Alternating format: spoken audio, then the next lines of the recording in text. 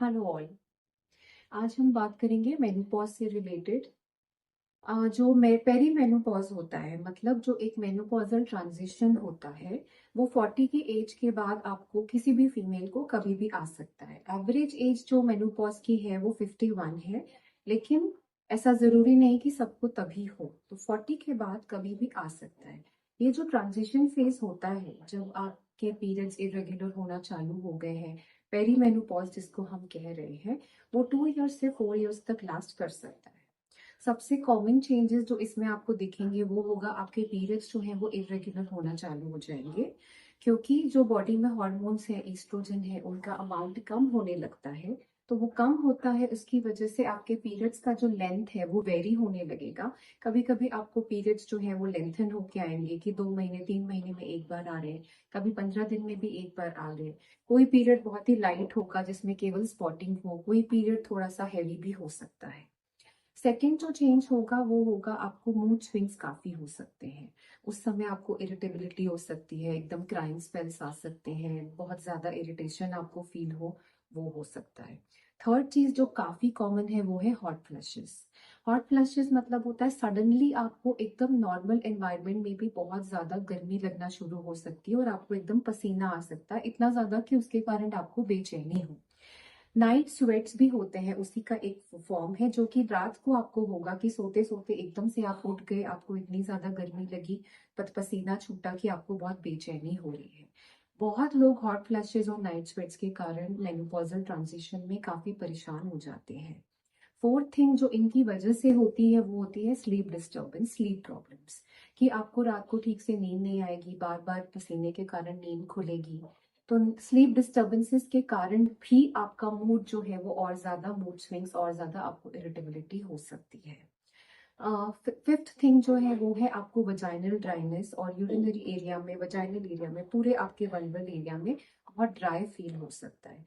Dryness के कारण आपको इंटरकोर्स करते समय पेन भी हो सकता है, यूरिन पास करते वक्त आपको बर्निंग और पेन फील हो सकता है। सिक्स्थ थिंग जो है वो है आपका लिबिडो, जो सेक्स करने की इच्छा होती है वो काफी कम हो जाएगी, क्योंकि जो हॉर्मोन्स हैं, जो टेस्टोस्टेरॉन हार्मोन है जो वो करवाता है, जिसकी वजह से सेक्सुअल ड्राइव आती है, वो कम हो जाती है। तो ये 7 to 8 कुछ कॉमन चीजें हैं जो कि हर फीमेल अलग अलग रेंज में इंटेंसिटी से उसको फील करे। किसी किसी का मेनोपॉजल ट्रांजिशन बहुत स्मूथ हो सकता है, जैसे पीएमएस है, पीरियड में पेन है, प्रेगनेंसी के समय वॉमिटिंग है। जो हार्मोन्स का हमारी बॉडी में असर है वो सबके लिए सब्जेक्टिव होता है, हर फीमेल को अलग अलग रहता है। वैसे ही जो मेनोपॉज का ट्रांजिशन है वो सबके लिए अलग अलग रहता है। किसी को बहुत कम हो सकता है, किसी को माइल्ड टू मॉडरेट, किसी को बहुत ज्यादा सिवियर भी हो सकता है। खुद से आप क्या चीजें कर सकते हैं जो आपको उस ट्रांजिशन में हेल्प करें?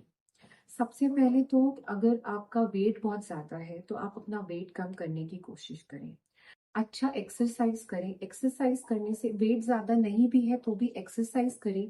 एक्सरसाइज करने से सेरोटोनिन, एंडोर्फिन्स, ये सब रिलीज होंगे, तो आपके मूड स्विंग्स थोड़े कम होंगे, आपको थकान होगी तो नींद थोड़ा ज्यादा बेटर आएगी आपको। सेकेंड चीज है, आप अपनी डाइट बहुत अच्छी रखें। डाइट में प्रोटीन की मात्रा बढ़ाएं। ड्राई फ्रूट्स और फ्रूट्स लेके, बेरीज लेके, नट्स लेके, फ्लेक्स सीड्स, चिया सीड्स जो आती हैं, सीड्स खा के अपने डाइट में एंटीऑक्सीडेंट्स, विटामिन और मिनरल्स की मात्रा बढ़ाएं। अपने आप को हाइड्रेटेड रखें। अगर डाइट अच्छी रहेगी, बहुत ज्यादा स्वीट स्वीट वाली चीजें, अनप्रोसेस्ड चीजें और बहुत ज्यादा सिंपल कार्बोहाइड्रेट वाली चीजें ना लेकर, कॉम्प्लेक्स कार्बोहाइड्रेट्स जैसे कि बाजरे की रोटी, ज्वार, रागी, किनुआ, मिलेट्स, वो सब आप अपनी डाइट में लें। प्रोटीन वाली चीजें ज्यादा लें। विटामिन एंड मिनरल्स वाली चीजें ज्यादा लें। गुड फैट्स जो कि आपके फ्लैक्स सीड्स में होता है, वॉलनट में होता है, फिशेस में होता है, उसको लेंगे तो आपको उससे काफी हेल्प होगी। थर्ड चीज है कि कोई भी तरीके का कामिंग एक्सरसाइज, जैसे कि मेडिटेशन हो गया, योगा हो गया, प्राणायाम हो गए, जो भी चीज से आपको काम फील हो सके। ये जो 3 से 4 चीजें हैं आपको पर्सनल लेवल पे हेल्प करेंगी मेनोपॉज के ट्रांजिशन के साथ। नेक्स्ट चीज आती है डॉक्टर के पास जाना।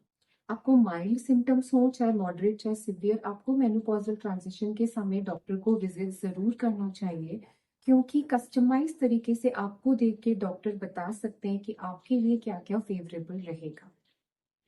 मूड स्विंग्स के लिए और हॉट फ्लशेस के लिए कुछ नॉन हार्मोनल ट्रीटमेंट भी आते हैं जो आपके लिए इतने साइड इफेक्ट क्रिएट नहीं करते हैं।